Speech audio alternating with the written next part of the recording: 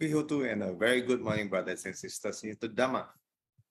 Welcome to the weekly Sunday Pūjā in Unison and Dhamma sharing online, an initiative of the Tirokudda Buddhist Council of Malaysia and hosted by MSBS and DBV. It's good to see all of you once again on this online platform.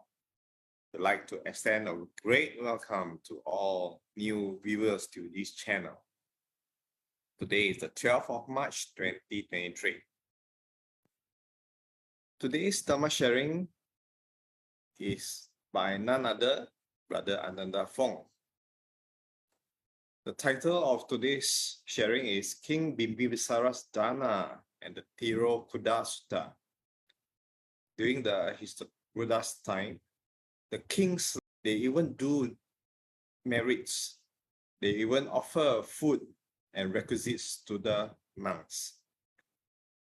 If you are Buddhist Chinese, you may want to stay on to listen what is Tirokudda Sutta and the application they practice during Chengbeng. Then, without further ado, I shall now pass the mic over to Brother Ananda Fong. Over to you, Brother Ananda. Thank you, Brother Terence, for the kind introduction to the sharing. Let me start with the short puja. Namo tassa bhagavato arahato samma sambuddhassa. Namo tassa bhagavato arahato samma sambuddhassa. Namo tassa bhagavato arahato samma sambuddhassa. Buddhang dhammang sanghang namasami.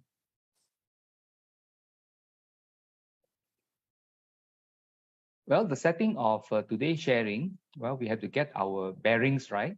And the Buddha, after enlightenment at Bodh on the bottom right of this particular map, he journeyed to the Deer Park at Isipatana. Today it is called Sarnath. And we can go there for pilgrimage.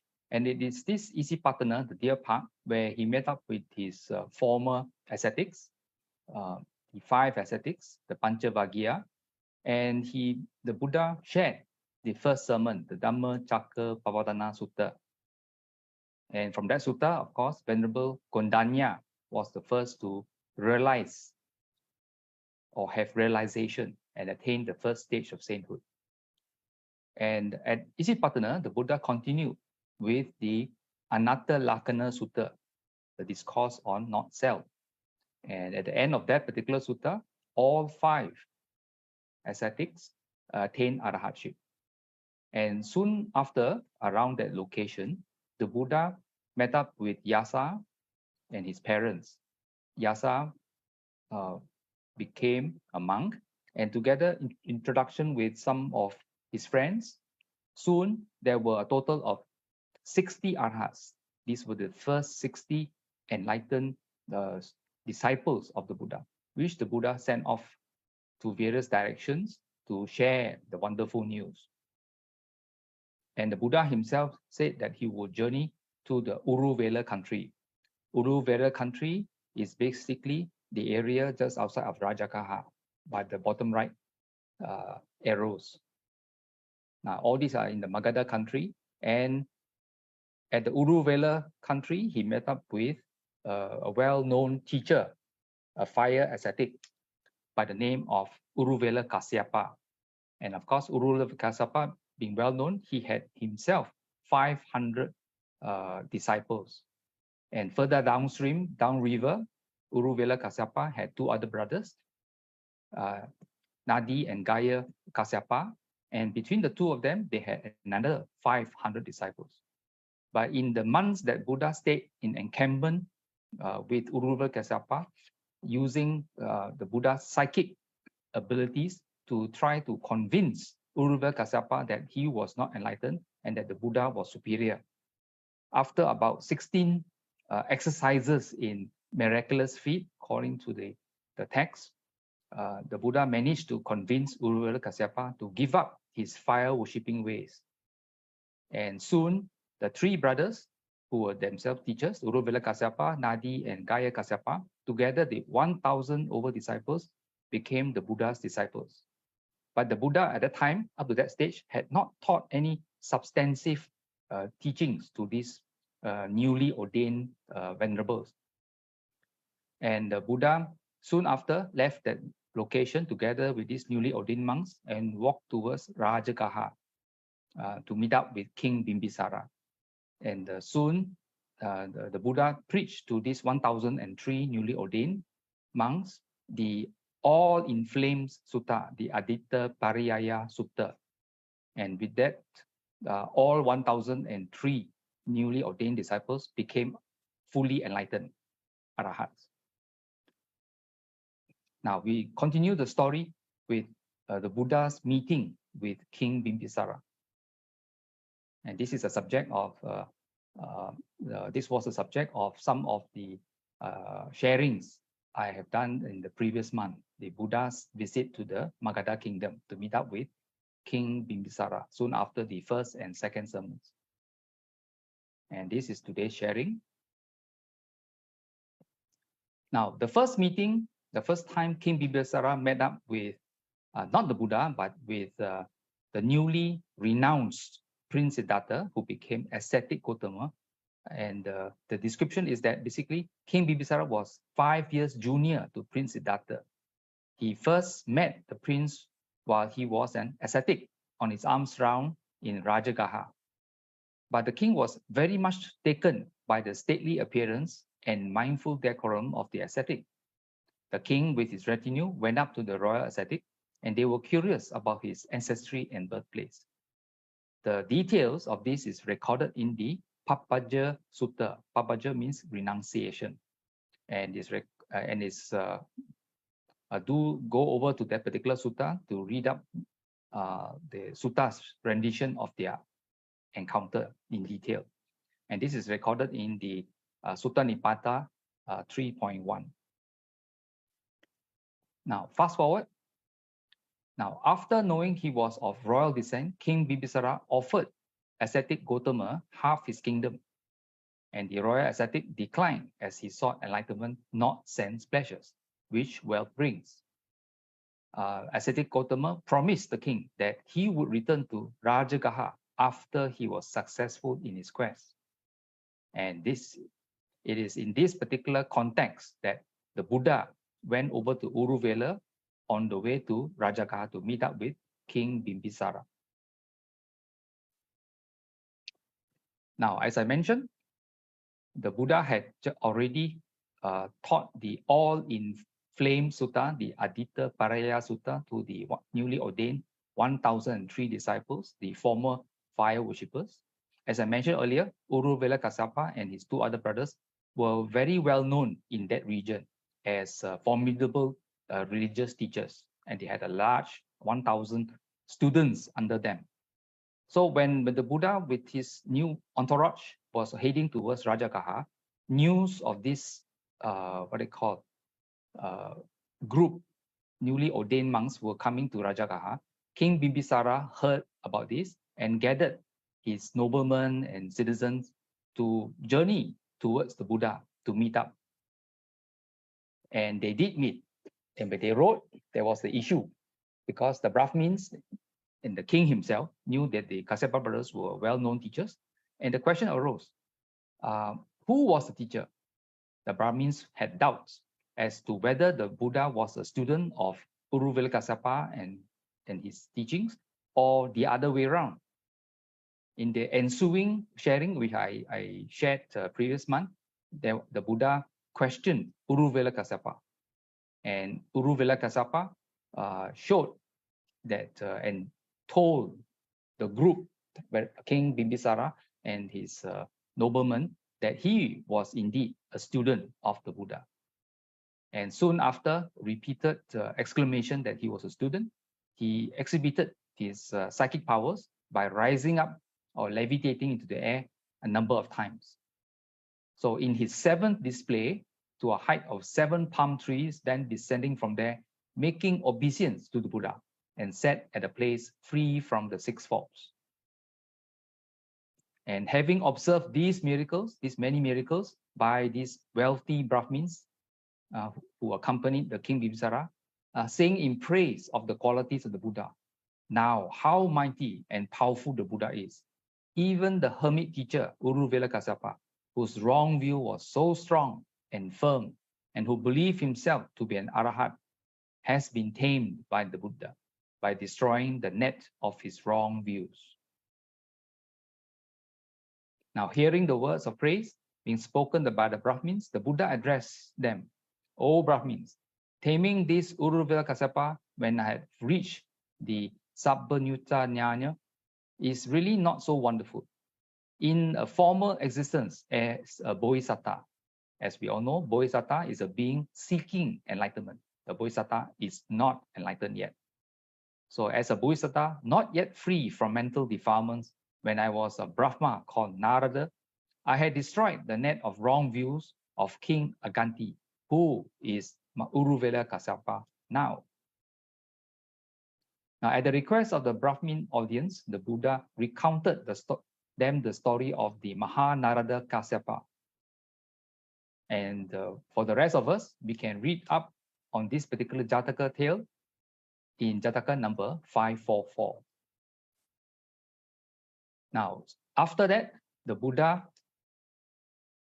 gave a gradual discourse, Anupubika Gata, translated also as gradual instruction, progressive instruction, or step-by-step talk. Now, this is the typical way in which the Buddha taught, especially when he encountered lay people. Now, he doesn't speak like this to renunciants, but to lay people, he would do this. He did the same thing with Yasa, his father, his mother, and so on earlier. Now he's doing this. So what is this gradual discourse? Now, when the Buddha became aware through his Cetopariya Abhinya that their minds had now been freed from doubt, he taught the audience of 120,000 monks and Brahmins headed by King Bimbisara the course of moral practice leading to the realization of path and fruits. The Buddha started with the discourse on charity, Dāna Kata, discourse on morality, Sila Kata, discourse on happy destination, Saga Kata, and discourse on the good path and the line of conduct for the realization of Maggaphala and Nibbana as well, together with other talk in the progressive manner. Why was the Buddha doing this? Well, here follows. Thereafter, when the Buddha knew that the minds of King Bimbisara and the 120,000 Brahmins had become firm and imperturbable, soft and malleable, free from hindrances, eager, gladdened, purified, and pellucid. And I'd like to draw your attention to the aspect of free from hindrances. This is a clear indication when the person is free from hindrances, the mind is calm and concentrated, as if in first jhana, at the lowest. He taught the Dhamma that was originally discovered by him, the Four Noble Truths. The 110,000 Brahmins headed by the King Bimbisara became established in Sotapattipala. That means the fruit of stream entry. The remaining 10,000 Brahmins became lay devotees, were established in the threefold refuge. So clearly here is mentioned that the king became to attain the first stage of sainthood.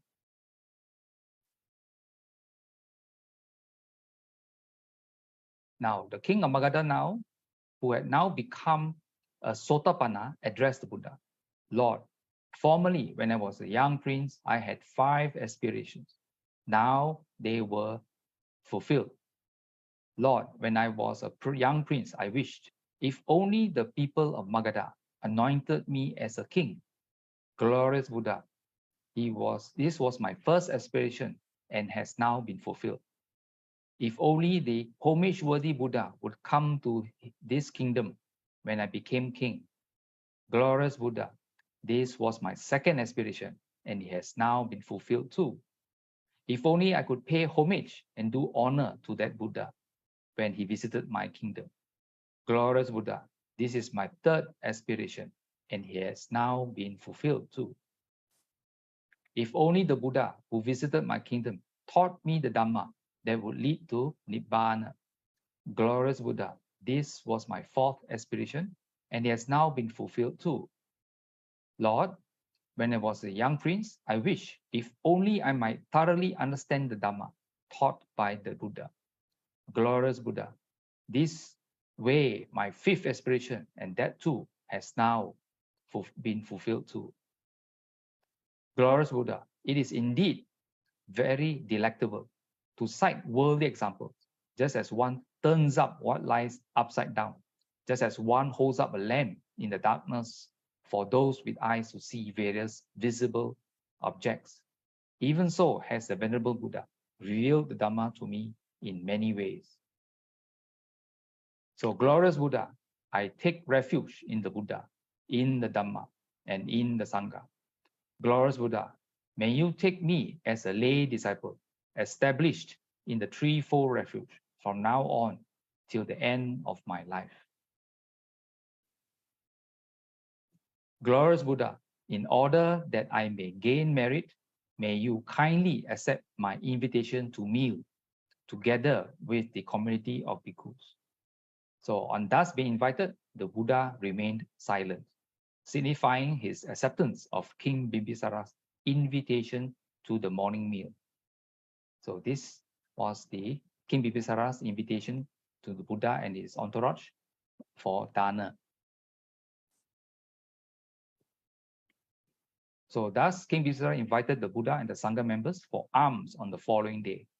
The king was so busy that he forgot to transfer merits or dedicate merits to his departed relatives. At night, he was disturbed by these petas. The king reported to the Buddha the next day, who advised that he dedicated merits to them. They were then freed from their peta existence.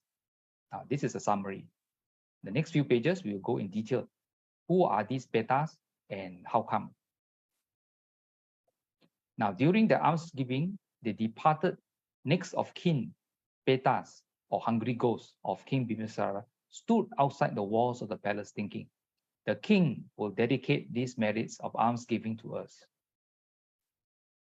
However, after the almsgiving, King Bimbisara did not dedicate the merits of merit making to his departed next of kin, but instead his mind was thinking about where to site the vihara for the Buddha. So the king had an idea and wanted to donate or dedicate a certain location for the Buddha and the Sangha members. So not receiving the merits, the petas made dreadful cries and wailings outside the palace walls in the dead of the night. The king heard these unearthly noises and became very frightened. At daybreak, the king told the Buddha about his dreadful experience and asked what would become of him. The Buddha explained to the king, former relatives of yours who have been reborn as petas have been going round for an immeasurably long time since the last Buddha Kappa. So about 92 Kappas ago, expecting to be released from their suffering. They had expected you to dedicate the almsgiving done yesterday to them, but you did not. They were extremely distressed by this and lamented their lost hope, the king said. Oh, Blessed One, would they receive the merits if I give alms today and dedicate the merits to them? The Buddha was affirmative.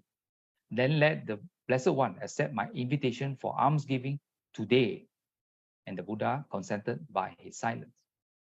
Now, this is interesting. This part of the passage is interesting because the king, the next day, sometime after the first Dāna, mentioned to the Buddha that he needed to do another round of Dāna to acquire merits. And with this second round of merit making, that he could have an opportunity to dedicate these merits to these petas, his former relatives. That is important for us to bear in mind, that after we perform a certain meritorious action, it could be Dāna or other aspects of giving, that we immediately dedicate So during the almsgiving of the Buddha and his order of Arya Sangha, strange things happened. The Buddha used his psychic powers, caused the petals from outside the walls of the palace to be clearly seen by the king. As the king gave the gift of water, saying, "Let this be for my relatives. Idang me nyatinang hotu." Now, at that moment, the lotus ponds appeared around the petals. The petals bathed in them, and their weariness and thirst were allayed. Their body became the color of gold. The king gave rice gruel and both hard and soft food and dedicated these actions. All at once, the petals had food to eat, and their faculties were refreshed. The king gave robes and lodging and dedicated these actions. Instantly, the petals were richly adorned, and they had well-furnished palaces to live in. The king was extremely delighted by what he did and saw the effects. When the Blessed One had finished his meal, he expounded the Tirokudda Sutta. Now, here, this next few slides, we'll talk about a further background, how these former relatives became petals in the first place. Now, the reason why these petals in the story of Tirokudda suffered greatly for an immeasurably long time dates back to the time of Buddha Pusa. Now, this is a very, very long time. It came to pass that during that time, the father, a king of Bodhisattva Pusa, did not allow anyone else to perform almsgiving to the Buddha. The king's 3 younger brothers, by another mother, devised a stratagem to elicit from their father a chance to give alms to Buddha Pusa. They made it as if there was a disturbance in the border, and the father sent the 3 sons to solve the problem.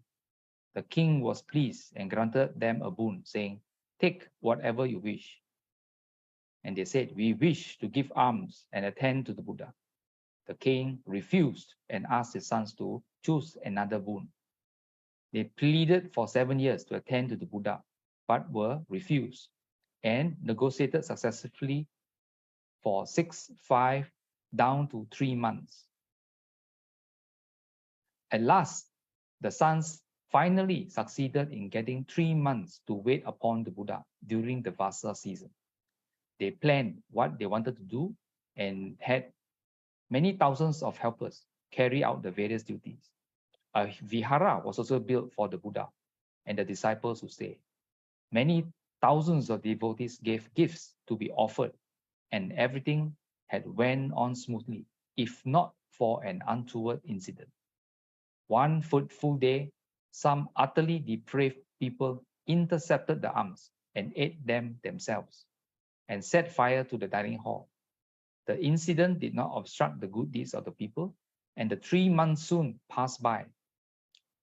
After the Pavarana ceremony marking the end of the Vasa, Buddha Pusa and his disciple went their way. Whatever evil actions perpetrated by the evil people had to be reaped by them. The good people were reborn in heaven, and the evil ones went to hellward.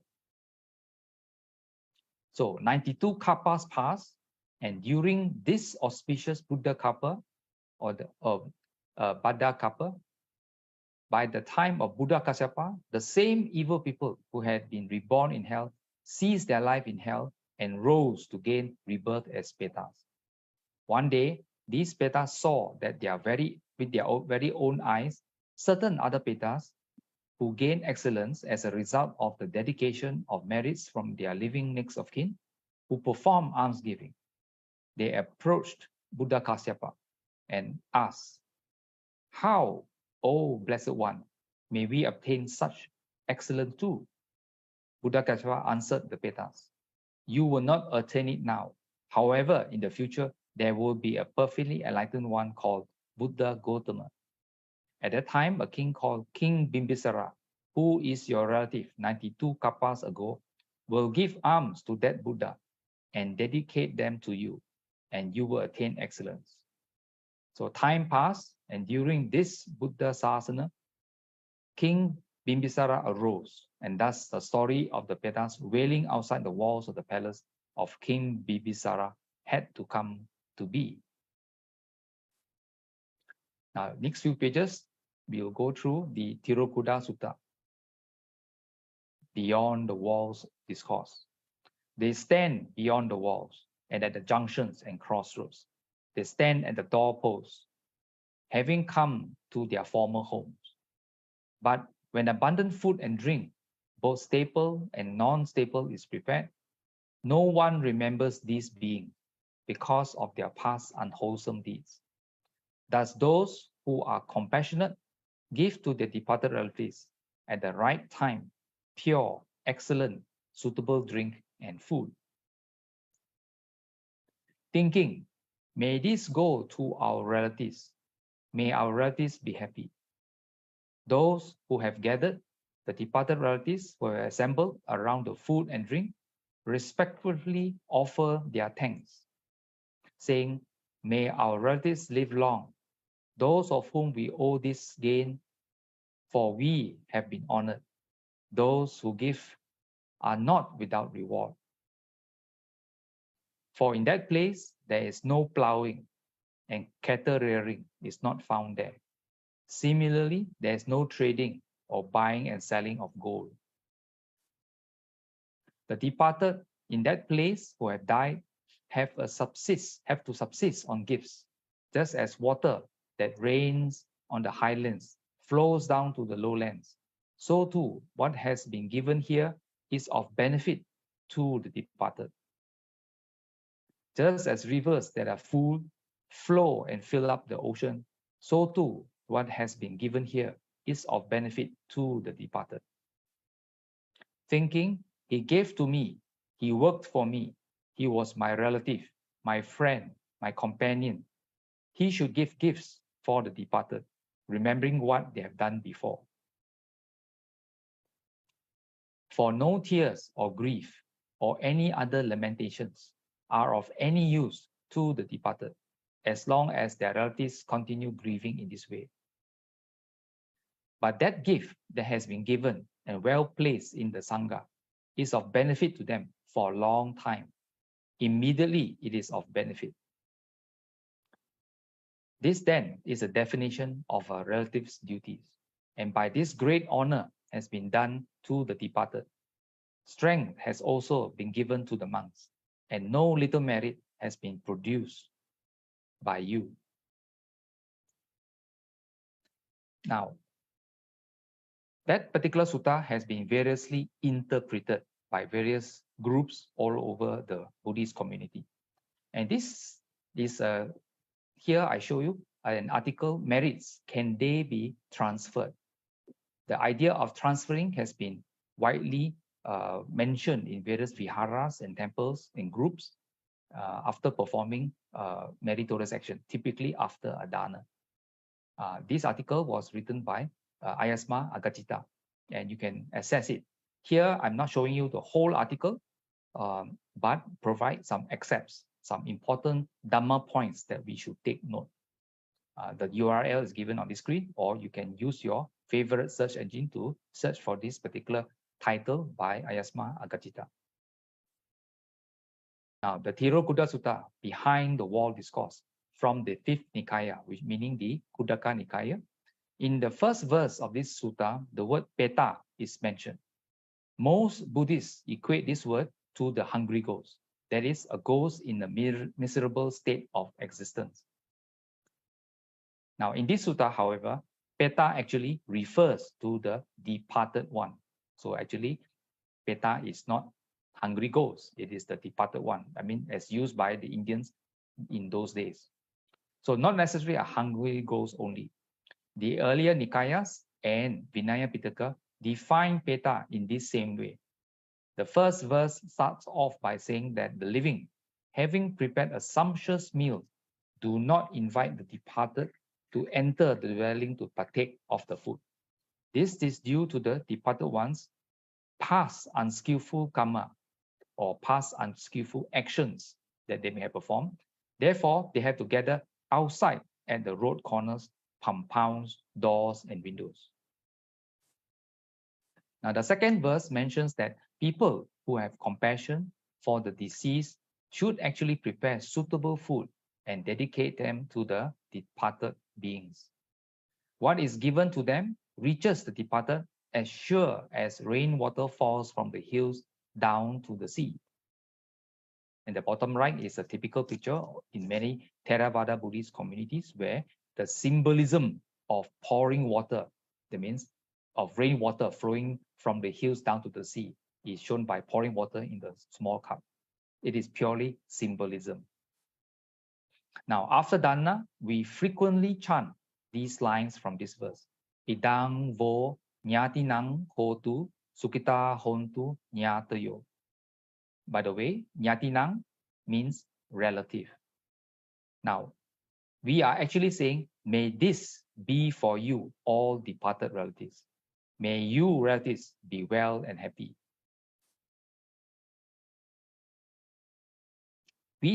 Now, NB, the bracket portion, sometimes different words are used. Instead of idang vo nyatinang, idang no or me nyatinang are chanted. They can all be used, but they have slightly different meanings. Idang vo means you all. Idang no means our. And idang me means my. Okay, so please use the various connotations appropriately in the so-called dedication of marriage chanting. Now, this idea and many societies have printed in their chanting books the word transfer, and that provides a problem doctrinally. Now, Bhante Ayasma Agajita mentions, according to the Theravada understanding of the law of karma, we are the makers and heirs of our own karma. It means we inherit our karma. Therefore, there is no question of sharing or transferring meritorious karma to another. So the concept of transference of merits contradicts this understanding.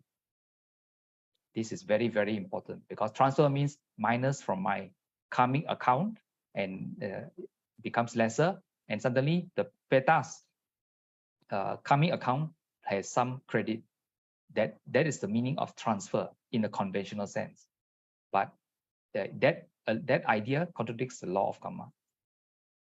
Now, a dismembered spirit might be restricted in their movements by certain laws that we do not understand. So when we invite them to partake of the food offered, perhaps they rejoice in the good that we do. And in this way, they create merits for themselves. Notice the key word is perhaps they rejoice. Rejoice is an important concept in Buddhism that is called mudita. Okay, when you perform wholesome actions, we invite our departed relatives to rejoice. They look upon what we are doing, especially in their name. It means we are dedicating the dana, the wholesome activities to them. And they see us doing it. That means they know that we are doing it. They become happy. So they rejoice, become happy. When they rejoice, they generate merits for themselves. So as I said in the last part of my book, Ayasma Agajita's book, Honoring the Departed, giving dana is a low-end type of merrymaking. Now, Bhante is referring to an important sutta, perhaps many other suttas, but for me, the sutta that comes to mind is the Veluvanarama Sutta, the scale of merits to be generated.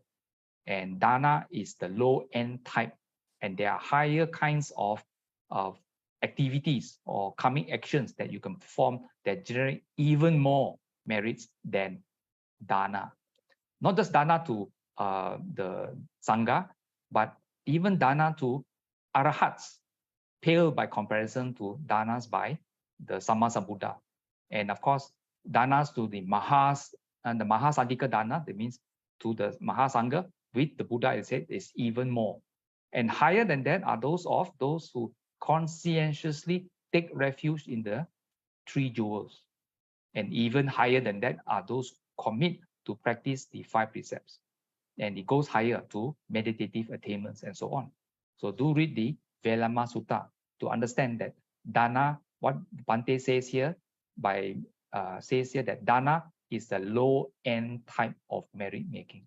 So don't be overly, what they call, or rather narrow your field of making merit by just giving Dāna. There are other higher-end things, especially in cultivating your practice. So apparently, the beneficiary of our Dāna must be aware that we are offering the Dāna, and they must rejoice in order to be able to benefit from it. Now, this statement is very, very important, because when a relative or we ourselves were to pass away, okay, we become the departed ones, we be unenlightened, we are not Sammasambuddhas, we do not know where our relatives have been reborn.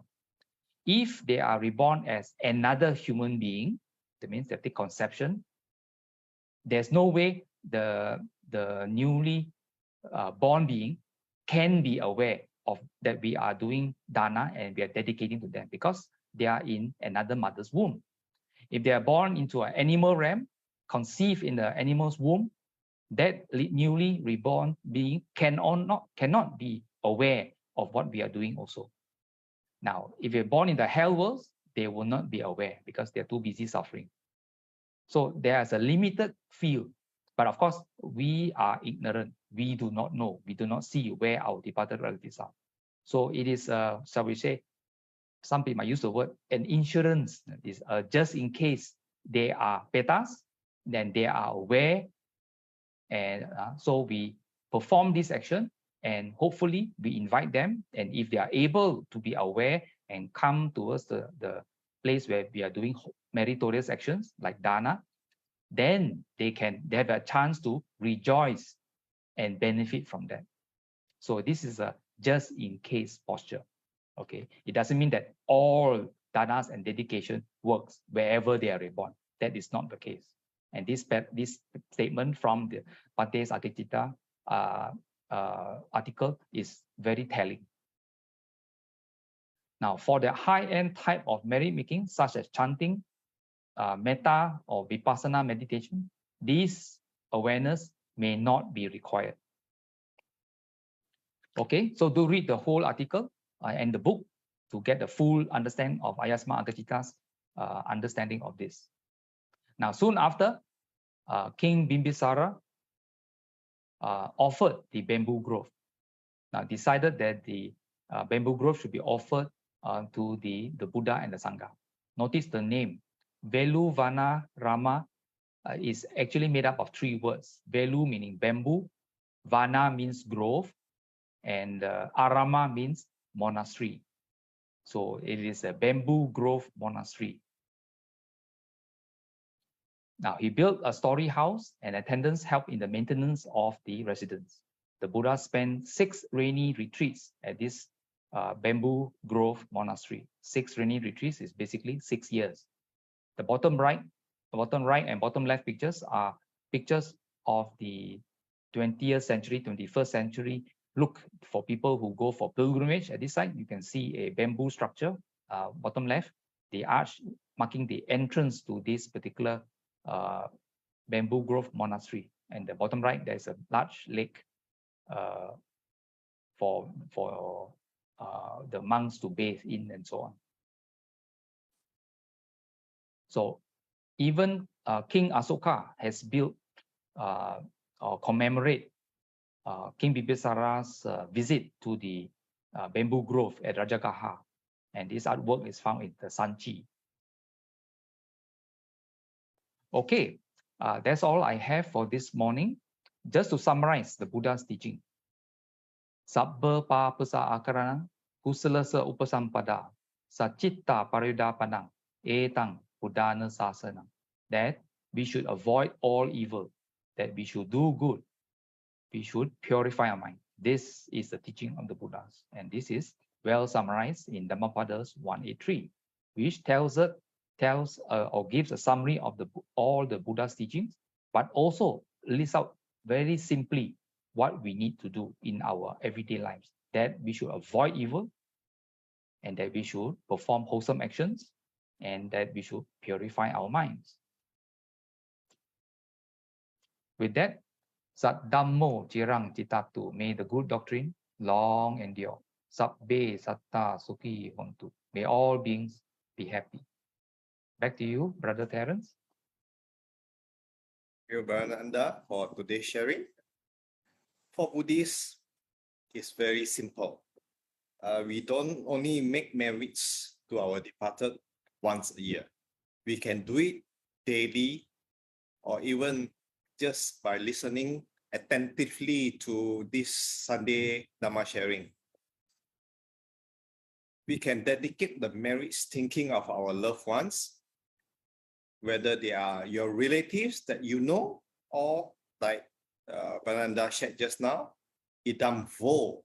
You can share to the relatives that you don't know for this life. Because as Buddhists, our belief is they have been reborn countless, can say infinity number of times.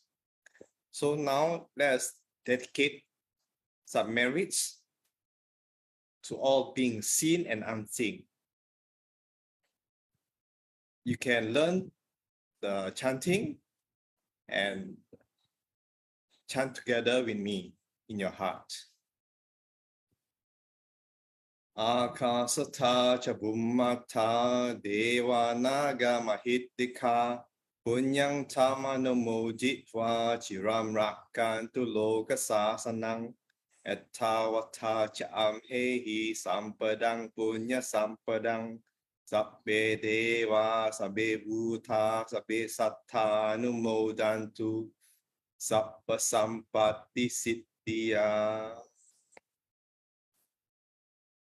Now, dedication of merits to the departed. So they may, when we chant this, may they rejoice with our good deeds. Idang me nyatinang hotu sukita hontu nyatayo. Idang me nyatinang hotu sukita hontu nyatayo. Idang me nyatinang hotu sukita hontu nyatayo. Let these merits occur to my relatives. May they all be well and happy. And finally, aspirations. Himina punya kammena mame bala samagamo satang samagamo hotu yavani panapatiya. Sadhu, sadhu, sadhu. Thank you everyone for watching. For other videos, please click the links below. Bye bye for now. See you all again next week.